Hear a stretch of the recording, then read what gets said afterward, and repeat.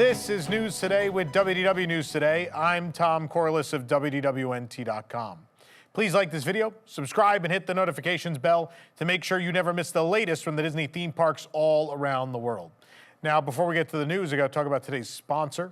Are you constantly looking for ways to bring the magic of the parks back into your home long after your vacation ends? Well, maybe you check ride wait times from home, or you watch resort TV, or listen to park music on repeat. Well, WaitSigns.com just released their brand new wait time display, which recreates the nostalgia of the Disney Resort Hotel experience in your own home. When you turn on the device, you're greeted by a personalized welcome message, just as like when you're checking in, and you can then tap over to your own resort channel where it displays actual park hours and special event times. And just like their fully working wait time signs we showed you over the last few weeks and years, these wait time displays show the actual live wait times from your favorite rides. I think right now, actually, we're looking at Magic Kingdom, I think. I'm just gonna destroy my desk here. We have too much stuff on the desk. A lot of you commented that you like it, but there's a lot of stuff on our desk right now. I can click. How long is the wait for the country? 10 minutes for the Country Bears. Who'd have thunk? How about, I don't know. What is Haunted Mansion? 60 minutes for Haunted Mansion. Oh man, that's pretty bad. Anyway. Glad I'm not there today. I'm glad I'm with all of you here. I accidentally hit a button and I counted down to our vacation. That's another feature. It has the vacation countdown. There you go. It's customized with fireworks. 87, where am I going in 87 days? I have no idea. But perhaps the coolest feature is the virtual terrace that displays an actual live stream of the Orlando skyline, allowing you to watch the nightly fireworks shows over Magic Kingdom and Epcot in real time as if you had your own penthouse suite here in Orlando. These are a great gift option for those Disney Parks fans who have everything already, you know, like me. So head on over to waitsigns.com, use code NEWS15 for 15% off your order today. That 87 days is gonna bother me because I don't think I'm going anywhere in 87 days. I'm gonna switch back to, let's go to our resort channel. There we go. You guys can look at park hours while I read the news. Slide that back over. My garland's gonna fall. Oh well. We'll live. Here now the news for December 4th, 2024. The South Florida Water Management District has given Disney 10 days to respond to their previous request for additional information regarding the transformation of Tom Sawyer Island and the Rivers of America into a Cars-themed area. If Disney does not respond within 10 days, the South Florida Water Management District will deny the application. However, the Central Florida Tourism Oversight District, on behalf of Walt Disney World, has requested a 60-day extension to update the permit. The extension request was penned by the district's senior water resource engineer, Mandy Brandt, and simply states, an extension of 60 days is requested for the above referenced application to allow the applicant additional time to prepare responses to the RAI dated September 11, 2024. Disney filed a permit with the South Florida Water Management District on August 12th, and they responded a month later with a 6-page request for additional information, or RAI. They asked for clarification and 20 adjustments to the permit. Disney did not immediately respond, prompting the district, the South Florida Water Management District, to send a notice that they had 10 days to update the permit or would be denied. The permit regards basin stormwater modifications required for construction at Tom Sawyer Island and the Rivers of America and laydown yards in the surrounding area.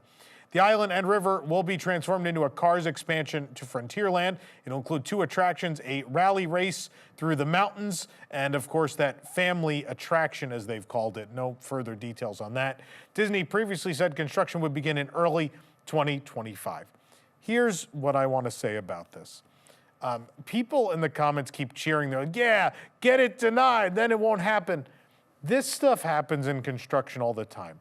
This is only delaying the inevitable, right? They're moving forward with this.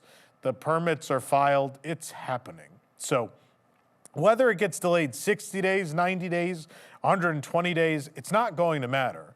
They are moving forward with this, and there is no turning back. I mean, it'll get you a little more time with the Rivers of America if that's your thing, but I wouldn't get too excited because I don't think it's going to stop the inevitable.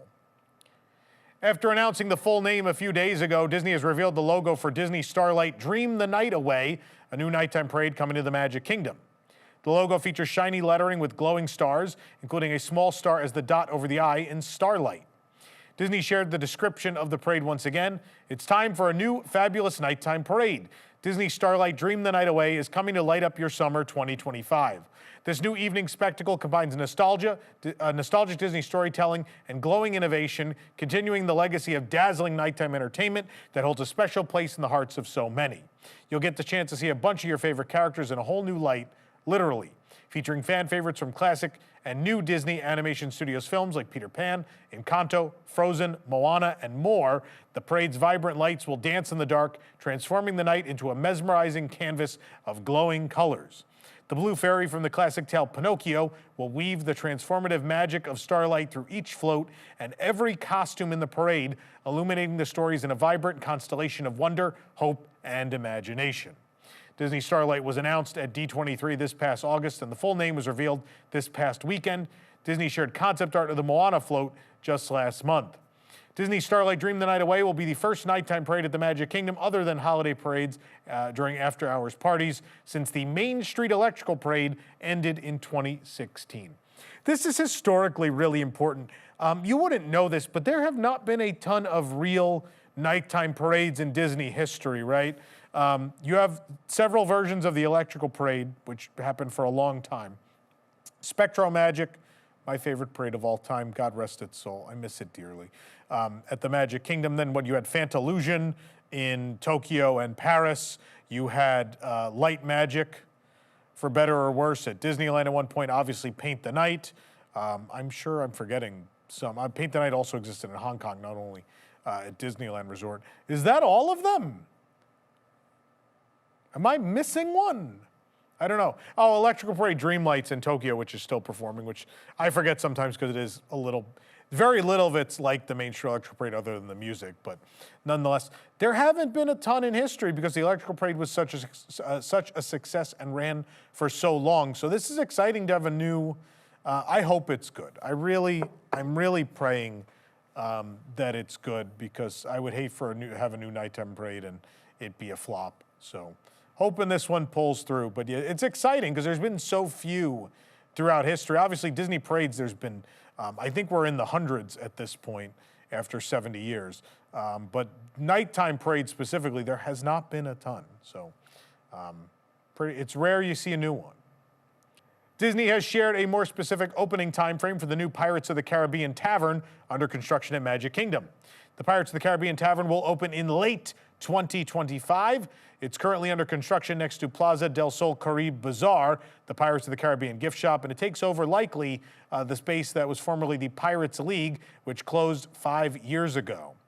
Quote, "'Tis the time to prepare yourselves for the swashbuckling world of adventure, as all bandits and buccaneers to be are invited to join me jolly crew at a new Pirates of the Caribbean-inspired tavern. Making landfall in Adventureland in late 2025, this yonder lounge will welcome pirates of all ages with a seaworthy selection of grogs and grub. And strike me colors, there may be more than a few mysterious and magical surprises in store." Was I just doing an Irish accent or a pirate? You decide. The lounge will expand the lore of Pirates of the Caribbean and reintroduce Pegleg Pete, a.k.a. the Barker Bird, who was previously invited guest to Pirates of the Caribbean from when it opened at the Magic Kingdom in 1973 until those movie updates in 2006. I'm very excited to see my boy Pegleg Pete back. I love him so much. Concept art shows themed artwork, ships and bottles, a bar, seating, and more. Still not a ton of details about this thing. Pete, I need you to stand for Pete, thank you. He's already been to the tavern, he's falling over. Yeah, we're still waiting to know more about this, but it looks promising. With the test track reimagining, the ride will officially now be presented by General Motors instead of Chevrolet. When Test Track first opened in 1999, it soft opened in 1998, but we won't talk about it. It was officially Test Track presented by General Motors. The ride was first reimagined in 2012 and became Test Track presented by Chevrolet. Chevy is a division of General Motors, and the company wanted to focus on different branding after filing for bankruptcy in 2009 and, of course, after the bailout. A new Disney post refers to the ride as Test Track presented by General Motors once more. They've announced a new opening time frame. It will be late summer 2025. That's when the ride's expected to come back, late summer 2025. The ride closed in June of this year. So this will be, what's interesting is in 2012, when the ride closed, obviously they switched to the Chevy branding. But the most interesting thing was they closed in April and opened in December. So that was not a long closure. This is a June 2024 closure that is leading to a, I'm gonna guess August, hopefully 2025 opening. So we're talking 14, 15 months of closure. Now, Test Track's getting up there, right? It opened in 1998. How many years ago is 1998 at this point? Is that, we're way over 25. It's an older, you don't think about it, but Test Track's an older ride now. And so there's probably a lot of track work or vehicle refurbishment that needed to happen, I'm just assuming, during this project. But I'm also hopeful that given how long it's been closed, that we're getting a lot of changes in the ride itself. Now, it is no secret, I am a huge fan of original Test Track. Some people have their problems with it, but I thought personally it was the right blending of the edutainment and thrill. I really like the 90s EPCOT. Up to Test Track, I really like the 90s EPCOT changes. I think they took the idea of the park and updated it for a modern generation. And Test Track was one of those things, and obviously you all know there's the 7 joke, which we got from the pre-show, and it's been a reoccurring joke with us for 17 years now here at WDWNT. So we're big Test Track fans. I'm still hoping someone at WDI is gonna put my 7 joke back in the attraction. Please do that. I also like that we have car noises happening out in the parking lot while I read this story. I don't even know if you can hear that, but usually the mic picks that stuff up. Either way, it's a long closure, so I hope a lot is changing. I hope, I'm not a big fan of Test Track 2.0. The car design thing never really worked. And I don't think it was a cool looking attraction for very long. So I'm excited to see what happens. They've said inspired by World of Motion, which was the original 1982 attraction in this space. We'll see how true that is. We'll wait to see, but it's cool. I also like the through line that General Motors is the only original EPCOT sponsor still kicking. So they sponsored the pavilion from pre-opening all the way to now. So the entire 40-something year history of EPCOT, they have been the sponsor, which is really neat. Speaking of Test Track, crews have installed the supports for the new entrance overhang at EPCOT. 6 new V-shaped support structures have been installed on concrete blocks in front of the entrance, and these new supports these new features will support the new overhang, which will curve out from below the exterior track. We could also see the supports from the ground. They reach several feet above the construction walls, but for now the supports are just bare steel, but they probably won't be for very long. The new Spaceship Earth Lounge at EPCOT will open in the first half of 2025. Disney stated the lounge will open in late spring, but before the summer of 2025. The lounge takes over the former Siemens corporate lounge space attached to Spaceship Earth, overlooking World Celebration. The lounge will feature geometric shapes inspired by Spaceship Earth, as well as rich textures and warm metallic tones. It draws from the stories, shapes, and enduring legacy of the icon. Disney previously described it as a zen space for families to gather and enjoy refreshments. Paying tribute to the most beautiful EPCOT icon, our favorite geodesic sphere will be home to a whole new experience in late spring, welcoming an elevated lounge to the list of things that make it absolutely stunning. This elegant lounge, honoring the intertwined history of Spaceship Earth and EPCOT itself, is set to celebrate the legacy of the icon's past while admiring its future. Our chefs have created delicious culinary creations to complement the elegance of this extraordinary, intimate setting. And while taking in breathtaking views of the park from an entirely new angle, you can be inspired by the stories and legacy of this iconic structure. With sweeping views of World Celebration gardens and a unique perspective of the nightly fireworks, this secluded retreat invites you to raise a toast to the enduring spirit of EPCOT. I'm excited about this, even if the interior turns out bland. Just to look out those windows. I've been in the Siemens Lounge when it was the Siemens Lounge, and it's a really cool view. So it is going to be real hard to get in here, but it's going to be worth it. Now, we just toured, if you haven't watched this video yet, we just toured the Tomorrow Tower Suite on the Disney Treasure. There are a lot of cool EPCOT-like details in that space, and I'm kind of hoping for the same vibe in here. Even if some of the props from that Tower Suite get reused in here, I don't have a problem with that because the Tower Suite will be seen by so few people ever that you might as well reuse that propping somewhere else. So if all those little things they made, the weird ceramic map of EPCOT, the city, and the little Spaceship Earth ashtray, or I mean, it's not an ashtray, it's 2024. The trinket tray, key tray, whatever you want to call it. Those weird, cool pavilion art pieces on the wall. Go watch this tour if you're an EPCOT fan. It was really neat. Even, like, I'm probably never going to stay there. But it was neat to see, and there's some cool stuff worth seeing. The little Figment statues. I wouldn't have a problem with all of that being recycled and reused in this space. That would make it great. So here's hoping it turns out cool. This program is brought to you by our official travel agent sponsor, Be Our Guest Vacations. Your dream vacation begins with Be Our Guest and their concierge team of expert vacation planners. Head on over to beourguestvacations.com/WDWNT, and their team will design your next magical vacation, from the Walt Disney World and Disneyland resorts to the Disney Cruise Line to Adventures by Disney and more. They're also able to book unforgettable VIP tours where you and your group can experience the ultimate park day. And the best part is their concierge services are 100% free, so book today. The 2024 EPCOT International Festival of the Holidays has an annual Passholder-Exclusive Slushy with a souvenir cup. The Slushy, called Frostbite, is available from the refreshment station in World Discovery through December 30th.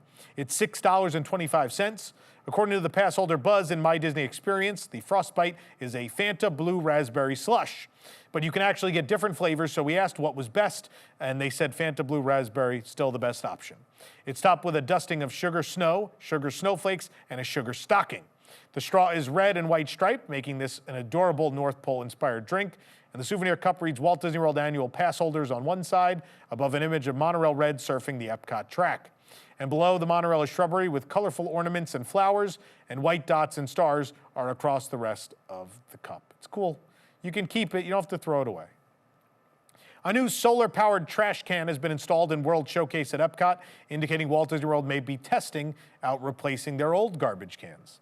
The trash can is located next to a recycling bin near the Germany Pavilion. Side by side with the old style, it's clear how much bigger this can is. It's the same standard brown as the other World Showcase trash cans. The trash can has solar panels built into the top, and it has both a handle and a foot pedal to open the chute. And the black handle is for cast members to open the trash can door to empty it. The foot pedal allows guests to throw away trash without touching the can with their hands, a more sanitary option. The solar panels power unseen features, not the chute opening mechanism. This includes sensors that monitor and report the fullness level of the trash can, the collection activity, the bin status, and the GPS location. Information is then communicated back to a clean management console. So I want to talk about this for a second. Disney they've installed sensors in the existing trash cans. That has been a thing. Now, obviously, I suspect the batteries in those die eventually, and so they're maybe looking for a way to not have to try to figure out, oh, hey, that one must be dead. Let's go replace it. And then when you find that out, that probably means that trash can is already overflowing and guests have seen it. So maybe they're looking for a solution to that. The other scenario here is maybe they just needed bigger trash cans in this one location. So Universal has one of these. It's located outside of Voodoo Donuts. It's not outside of Voodoo Donuts because it's technologically advanced or anything. The reason they needed it was they needed a wider trash can that people could put the boxes for the donuts in. So they opened Voodoo Donuts and no one thought about, maybe people will need to throw away the box we give them. Universal's garbage cans they have an opening on top, a small circular opening, and you cannot fit those donut boxes through it. And so it wouldn't be uncommon to see donut boxes all over the ground near Voodoo for a long time before they had this garbage can and other solutions. So it might just be a thing where they're like, well, Germany, the can's always overflowing, or this just would work better, or maybe it is. It's a case of, okay, well, we're tired of the batteries dying in these things, so if we did solar ones, then this would solve the problem. Now, I am upset. I am upset for a really stupid reason. And my really stupid reason is the top of these is curved, and so we can't eat on top of them. Where are we supposed to eat our festival food? If the top of the can, I spit everywhere. If the top of the can is rounded, where do we eat? A table? No, it can't be. But anyway, let us know in the comments how you feel about these garbage cans. I'm very upset. Disney has replaced the background of the Voyage of the Little Mermaid marquee at Disney's Hollywood Studios, indicating the marquee will stay for the new show, The Little Mermaid: A Musical Adventure. The Little Mermaid: A Musical Adventure will be in the same theater in the animation courtyard as that former show was. The old show's sign still has yet to be removed from the marquee, but the scrim backdrop above the sign is new. The backdrop depicts the ocean with seaweed and bubbles. For comparison, and now we look at what it looked like a few weeks ago.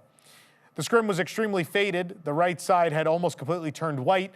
The new backdrop has approximately the same design as the old one, although we don't see the old hidden Mickey bubbles present. The Ariel and Flounder sculptures and the cutouts of Ursula and Triton remain the same. Voyage of the Little Mermaid, of course, never reopened after COVID.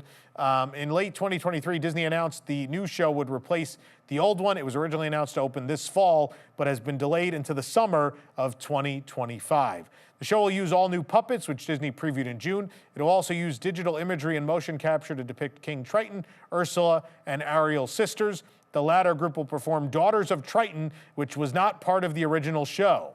Ursula will also appear live on stage. The Voyage of the Little Mermaid billboard on the side of the building is still yet to be replaced. It's still up there. At this point, with Muppets going away, this billboard is one of those last remnants of the Disney MGM studio, so it will be sad. It's obviously going to go away. It's going to be sad when it does because we have lost almost everything in the park except for you, Gertie, but we will fight for you. You're not going anywhere. Don't you worry.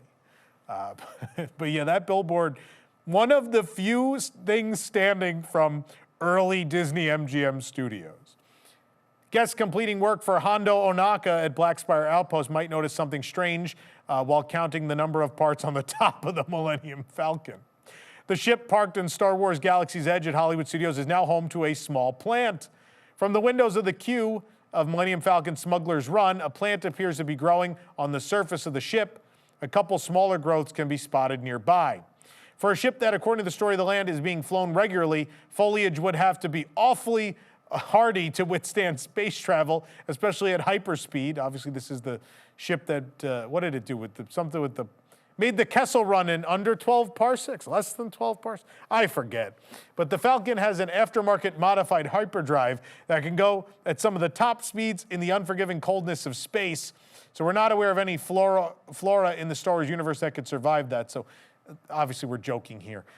This just means no one's cleaned up there in a long time and no one knew this was there. But it is weird that it's been so long that this plant is pretty tall.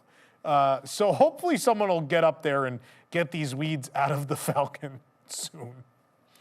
Real quick, I want to take a moment to tell you about our upcoming event in January called Promising Tomorrows, which celebrates 50 years of Space Mountain around the world and also 30 years of new Tomorrowland at the Magic Kingdom. This event is taking place January 15th through the 18th. On January 15th, we're having free to attend meetups at the Magic Kingdom to celebrate 50 years of Space Mountain and the Carousel of Progress. That's the day of their anniversary. On the 16th, we're having a very special WDW News Tonight. On the 17th, similar to our Stage 89 event last year, or it's still this year, we will have a special autograph signing and meet and greet where you can get an exclusive lithograph signed by all the former Imagineers that will be joining us for this particular event. And then on January 18th, we're gonna have a full day of presentations right here in our studio. If you'd like to attend in person, we have limited tickets available to be in the building. If you're a WIGS member, there is a discount on that as well. I think we're over a quarter of the way full at this point. So if you want to join us, I would buy tickets sooner rather than later. If you want to stream the event, it is discounted only through December 15th. So you get cheaper registration now through December 15th only. We're going to raise the price on December 16th. So get in on that early bird discount now. Presentations will be involving every Space Mountain around the world. So we actually do have a few individuals who worked on the original Space Mountain of the Magic Kingdom over 50 years ago.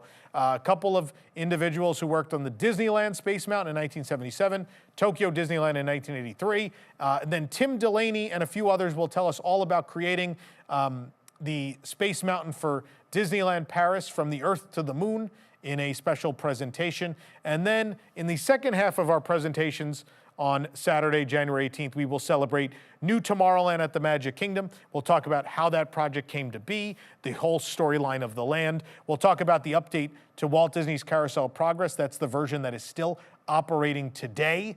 We're going to talk about how that came to be, how Sunny Eclipse came to be, the Timekeeper show, many of these things. And it's all going to culminate in what I'm looking forward to the most, my most anticipated presentation, where we are going to find out the true story. I've been told that apparently what was told on the internet for so many years, whether by Jim Hill or whoever on the internet, is not the real story. And the Imagineers who actually created the extraterrestrial alien encounter are going to come set the record straight in our final presentation of the night, all about that incredibly controversial attraction.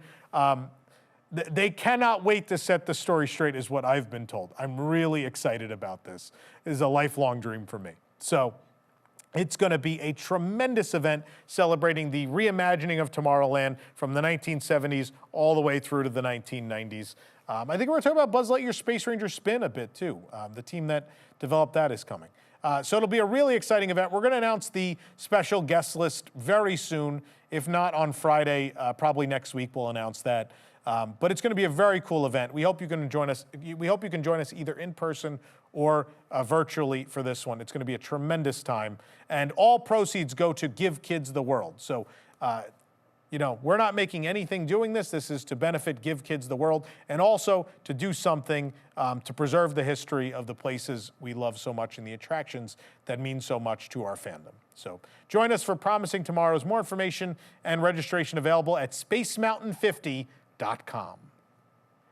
Disney has shared a new update regarding the closing timeline of Dinosaur at Disney's Animal Kingdom, which is set to close to make way for a new Indiana Jones-themed attraction. According to Disney, Dinosaur will be open for all of 2025 before it goes extinct to make way for the previously announced Tropical America's Land.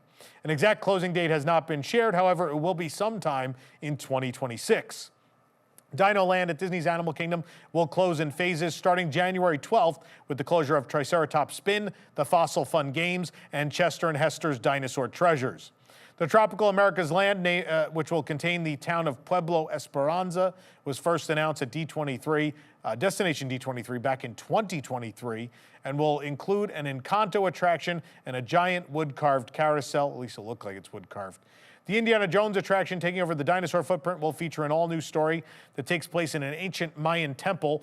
And here, Indy has heard tales of a mythical creature that lives within, and he's on a mission to get to the bottom of whatever awaits him in there. Of course, Dinosaur uses the same ride system and track layout as both of the other Indiana Jones attractions in the world, that being the, well, not attractions, but the Indiana Jones Adventure attractions worldwide, that being the one at Disneyland and the one at Tokyo Disney Sea. This will complete the trifecta, if you will. Disney had previously stated that the construction would begin in fall 2024 with permits filed that revealed demolition plans, but the South Florida Water Management District has requested additional information regarding those plans, which could affect Disney's construction timeline. The next story we're going to talk about indicates that maybe things were supposed to close in November and now it's January, but Disney filed their first notice of commencement for the project earlier this year, and both the Indiana Jones and Encanto attractions, the whole land set to open in 2027. What I will say about this is, number one, it's great. To have a whole year, to know you have a whole year to come say goodbye to an attraction, I applaud Disney for this. This is the right thing to do. We are not getting a full year for Muppets, I hate to tell you. From what we have heard, do not expect that, and that's why Disney was quiet about it again. We should still pressure them, though, so maybe they don't close Muppets, because that's a huge mistake. But I appreciate in this case that they're giving people a whole year to say goodbye. Now, people might be worried, how are they going to make 2027 if Dinosaur doesn't close till next year? So if we look at other attraction changes that have been, I don't want to use the word overlay, but using ride systems that were there previously. If we look at specifically Frozen Ever After and Tiana's Bayou Adventure, if we look at both of those as examples, those took roughly 18-ish months to complete. And so if they begin on Indiana Jones, let's say it closes January of 2026, that'll give them 18 months. But if they, again, an 18-month time frame, we don't know when in 2027 they plan to open. Tropical Americas could be later in the year. So you likely could have a couple months in 2026 still to see Dinosaur. We don't know yet. So the flip side of this is obviously Animal Kingdom doesn't have a lot of attractions, and so the longer they can keep more things operating, the better. And personally, I'm very surprised that we aren't seeing a lot of announcements of temporary additional entertainment just to handle capacity in this park while all this is going to be going on. The other side of this we're not talking about, they've again stated winter of 2025 is when the Zootopia attraction is going to open in the Tree of Life. Winter of 2025 is a very short time frame. If we're considering winter of 2025 to be not the winter we are entering, but the winter following, so starting in, I guess, November. Obviously, real winter begins late December, right? But theme park winter, I think, kind of begins Christmas season, so it's November, December. So obviously, if you're going to replace its stuff to be a bug and put new animatronics and a new show in, that requires several months of work. We still have not heard anything as to when they're closing its stuff to be a bug. So my thought is that has to be soon. That can't be that far away. And so they're going to be down another show. So obviously Dinosaur will operate at least through the period where its stuff to be a bug is closed, then Zootopia will open, which will help a little bit, I guess. But it's going to be a rough few years at Animal Kingdom, I think, operationally. I don't envy the cast at the park. I wish them the best for what management has forced upon them at this point. Obviously, things will be great. When this opens, it's going to be a huge help. Look, I love Dinosaur, and I kind of love DinoLand, but you can't deny the attendance problems in that land. People don't know what Dinosaur is. People don't go in there, and if they do go in there, they always stop and ask at the entrance, what kind of ride is this? What is this? I don't know. Obviously, the Encanto attraction will be seen by tens of thousands of guests a day, as will Indiana Jones. Also, they're going to have a carousel, which I think will probably draw better than Triceratops Spin does. So overall, this is going to help the park greatly. The road to get here is going to be rough. Capacity-wise, they're down a lot. So it's going to be a rough 2 years.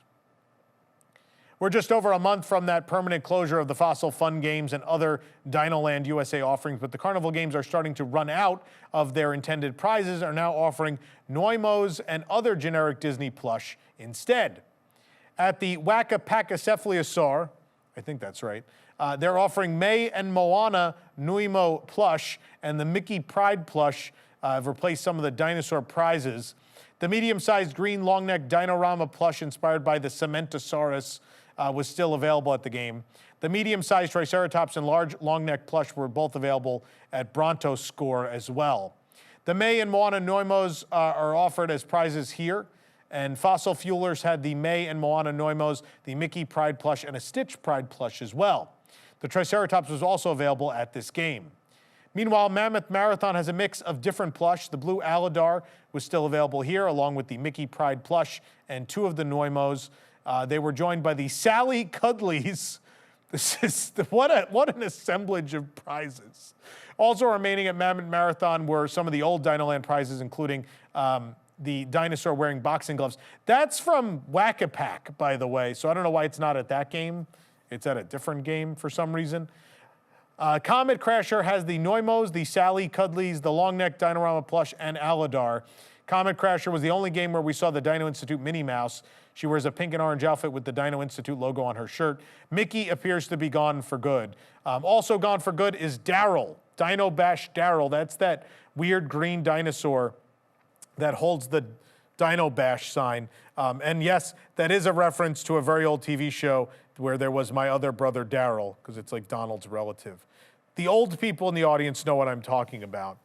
Once the DinoLand prizes are gone, they are gone for good, so you might want to hurry before that January closing date if you wanted any of those remaining prizes.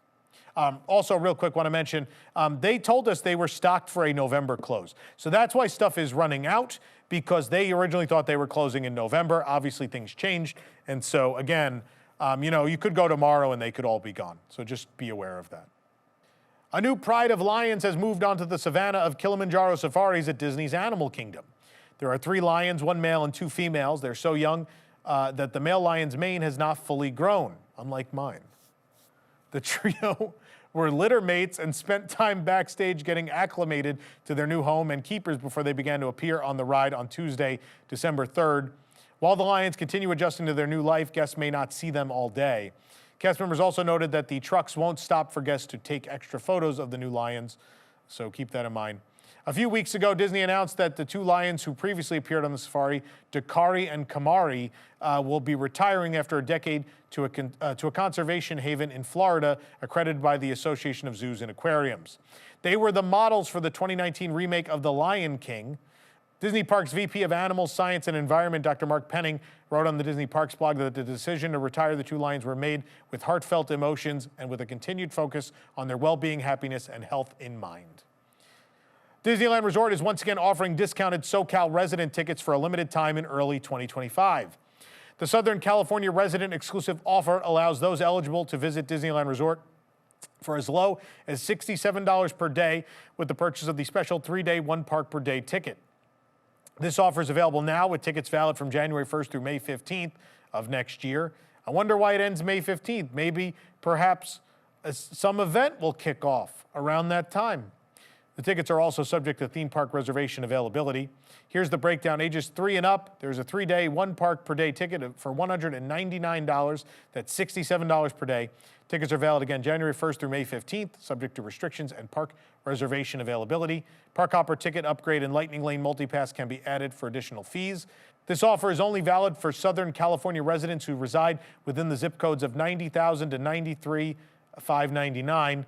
Proof of eligible residency, including valid ID, is required for purchase and admission through this offer. Eligible residents can purchase up to 5 tickets per day. If not used, the tickets will expire on May 15th and are not valid for use before January 1st. The tickets cannot be used on non-consecutive visits, and SoCal resident tickets and further details on this limited time offer can be found on the Disneyland Resort website.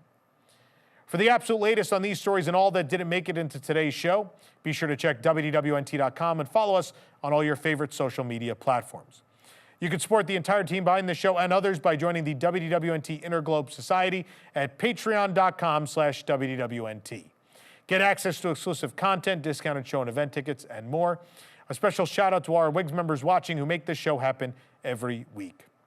For the worldwide leader in Disney Parks news, this is Tom Corliss saying, enjoy the rest of your today and have a great, big, beautiful tomorrow.